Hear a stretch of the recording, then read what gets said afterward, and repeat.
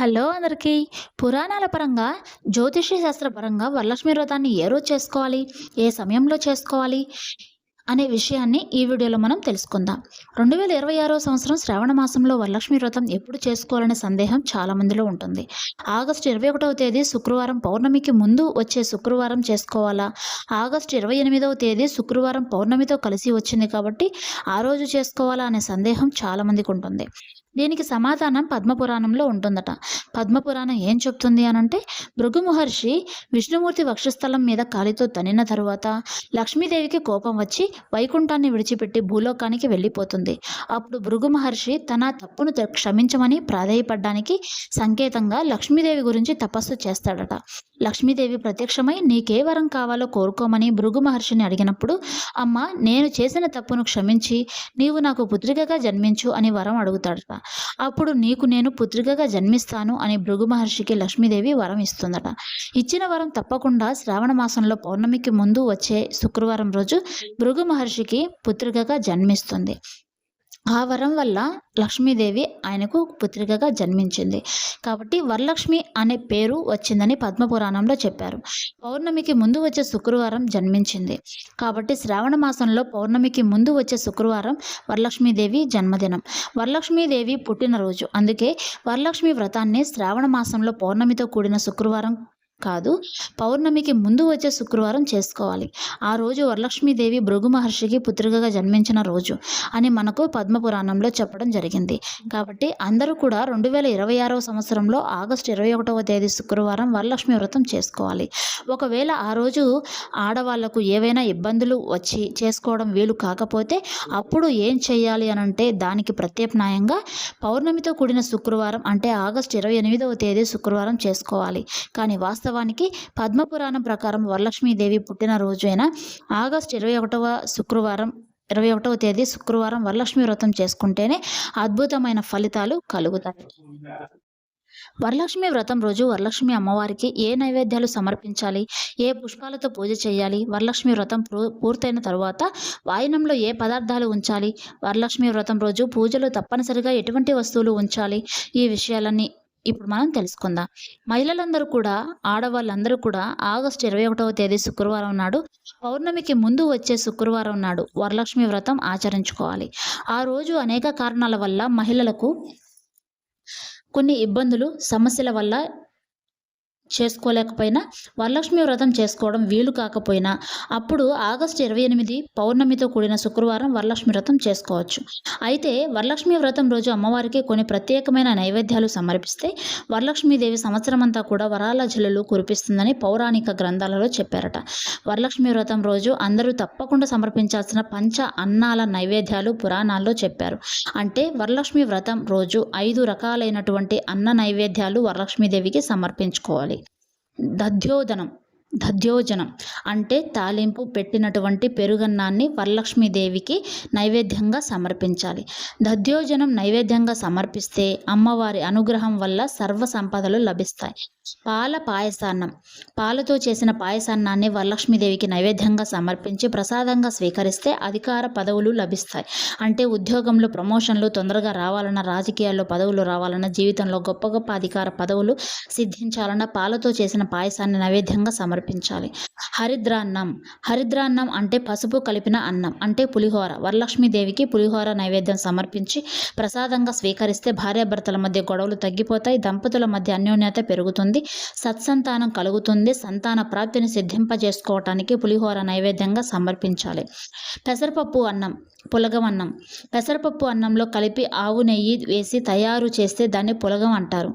ఈ పులగం సమర్పిస్తే కుటుంబంలో అనుకూలత, సభ్యులందరి మధ్య అన్యోన్యత పెరుగుతుంది, అందరూ మంచి పురోభివృద్ధిని సాధిస్తారు. గుడాన్నం, బెల్లం కలిపిన అన్నాన్ని నైవేద్యంగా సమర్పిస్తే అనారోగ్య సమస్యలు ఉండవు, సంవత్సరం అంతా ఆరోగ్య ప్రాప్తి సిద్ధిస్తుంది. పూజకు ఉపయోగించవలసిన 3 రకాల పుష్పాలు. మందార పుష్పం, అమ్మవారికి మందార కుసుమ ప్రియ అనే పేరు ఉంది. ఎర్ర మందార పూలతో పూజిస్తే నిద్రా సౌఖ్యం కలుగుతుంది. కరవీర పుష్పం, గన్నేరు పూలతో పూజిస్తే సువర్ణాది ధాతువులు కొనే స్థితి కలుగుతుంది. బంగారం, వెండి ఆభరణాలు కొనుక్కునే యోగం లభిస్తుంది. తెల్లటి పూలు, మల్లెలు, సన్నజాజి వీటితో పూజిస్తే మనోభీష్టాలు నెరవేరుతాయి. ఇతర ముఖ్యమైన అంశాలు: పూజా ద్రవ్యాలు: శనగలు ఉడకబెట్టి తాలింపు వేసిన శనగలు నైవేద్యం పెట్టవచ్చు, లేదా నానబెట్టి పచ్చి శనగలను నైవేద్యం పెట్టి తాంబూల వాయనంలో ఇవ్వవచ్చు. కదలీ ఫలం: అరటిపండు తప్పకుండా నైవేద్యం పెట్టాలి. నారికేళం, కొబ్బరికాయ కొట్టి నైవేద్యంగా సమర్పించాలి. ఆవు పాలు, ఆవు నెయ్యి: ఆవు నెయ్యిలో వరలక్ష్మీదేవి ఉంటుంది కాబట్టి తప్పనిసరిగా ఆవు నెయ్యితో దీపారాధన చేయాలి. దానిమ్మ పండ్లు నైవేద్యంగా సమర్పిస్తే శత్రుబాధలు తొలగిపోతాయి. ఏనుగు బొమ్మలు: పాల సముద్రం మథనంలో అష్టదిగ్గజాలు గంగా జలాలతో అభిషేకం చేసినప్పుడు ఏనుగుల కుంభస్థలంలో తాను ఉంటానని లక్ష్మీదేవి వరమిచ్చింది కాబట్టి పూజలో ఇనుము కాకుండా ఇతర లోహాలు లేదా చెక్కతో చేసిన ఏనుగు బొమ్మలను తప్పకుండా ఉంచాలి.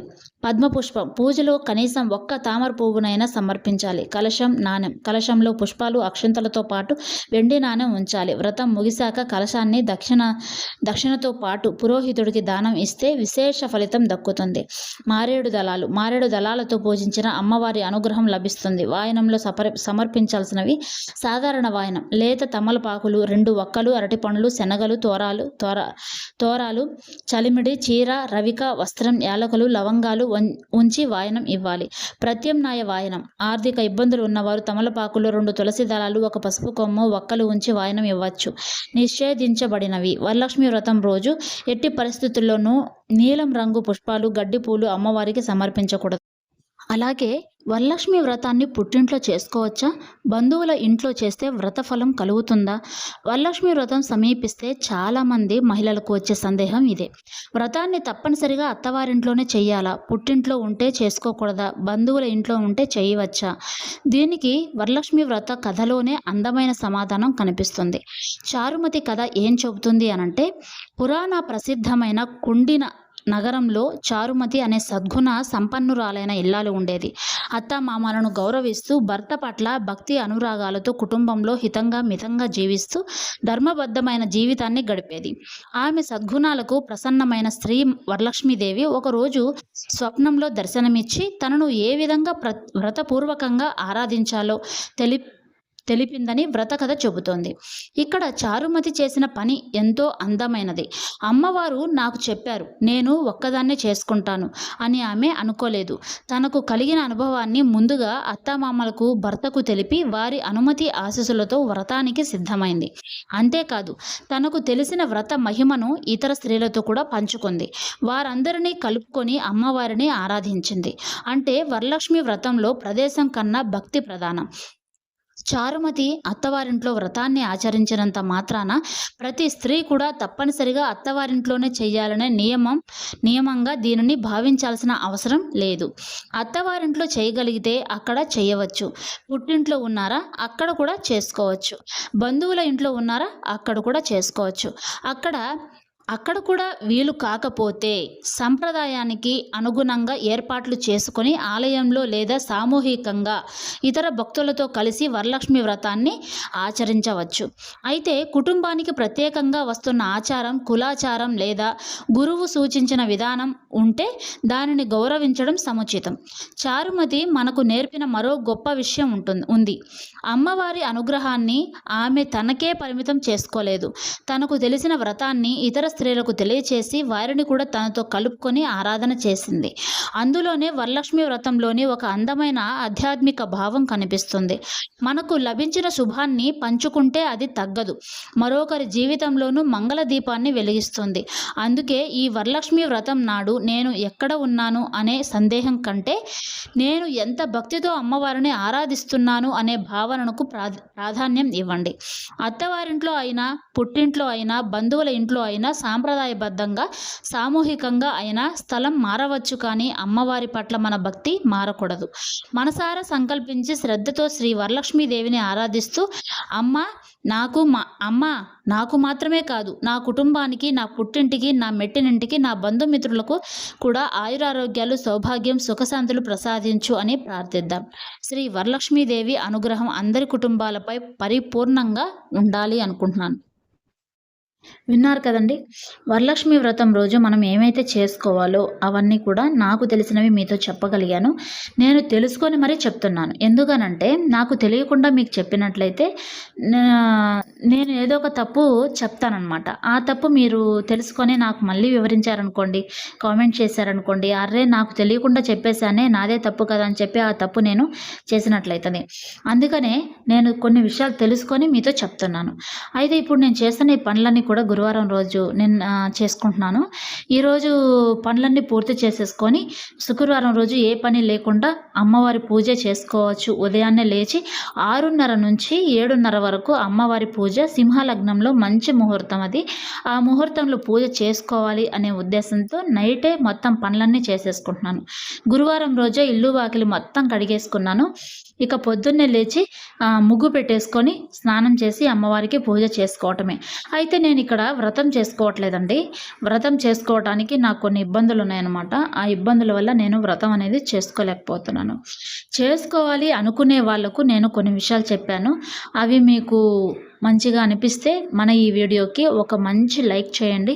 మన ఛానల్ని ఇంతవరకు సబ్స్క్రైబ్ చేసుకోకపోతే ప్లీజ్ సబ్స్క్రైబ్ చేసుకోండి. ఇన్ని రోజులు చాలా రోజులైంది నేను వీడియోస్ చేయక. ఈ వీడియోస్ చేయకపోవడానికి కూడా నాకు ఒక కారణం ఉంది. ఆ కారణం వల్ల నేను చేసుకోలేకపోయాను. కాబట్టి ఈ వరలక్ష్మి వ్రతం కొద్దిగైనా మనం చెప్దాము, తెలుసుకొని చెప్దామని చెప్పేసి నేను తెలుసుకొని ఈ కొన్ని విషయాలనే మీతో షేర్ చేసుకుంటున్నాను. అయితే రేపు పూజ చేసుకునేటప్పుడు మరికొన్ని విషయాలు మీతో చెప్పుకుంటాను. ఈ వీడియోకి మీరు ఖచ్చితంగా ఈ వీడియోనే కాదు మన ఛానల్ని ఆదరిస్తారని, అభిమానిస్తారని, మన ఛానల్ని ఎంకరేజ్ చేస్తారని భావిస్తూ ఈ వరలక్ష్మి వ్రతం మంచిగా చేసుకొని ఎటువంటి డిస్టర్బెన్స్ లేకుండా మంచిగా మనస్ఫూర్తిగా చేసుకోండి. ఆ అమ్మవారి ఆశీస్సులు మీపై ఎప్పుడు ఎల్లప్పుడూ ఉండాలని మనస్ఫూర్తిగా కోరుకుంటున్నాను. ఆయురారోగ్యాలు అష్టైశ్వర్యాలు ఇవ్వాలని మనస్ఫూర్తిగా కోరుకుంటున్నాను. అయితే ఒక ముఖ్యమైన విషయం ఏమిటి అనంటే ముందుగా మనము వరలక్ష్మి అమ్మవారికి పూజ చేసుకోవాలి అనంటే ముందుగా వినాయకుడిని పూజించుకుంటాం. ఆయన ఆదిదేవుడు కాబట్టి ఆయన్ని పూజించుకున్న తర్వాత వరలక్ష్మి అమ్మవారికి కంపల్సరీగా మీరు ఏ వస్తువు మర్చిపోకుండా అంటే మీరు తెచ్చిపెట్టుకున్న వస్తువులే ఆ వస్తువులు మర్చిపోకుండా మీ దగ్గర పెట్టుకొని మరి పూజలో కూర్చోండి. కూర్చున్న తర్వాత మళ్ళీ లేవకూడదు అనే నియమం ఉంది కాబట్టి మీరు అన్ని వస్తువులు దగ్గర పెట్టుకొని మరి పూజలో కూర్చొని ప్రశాంతంగా చేసుకోండి పూజ.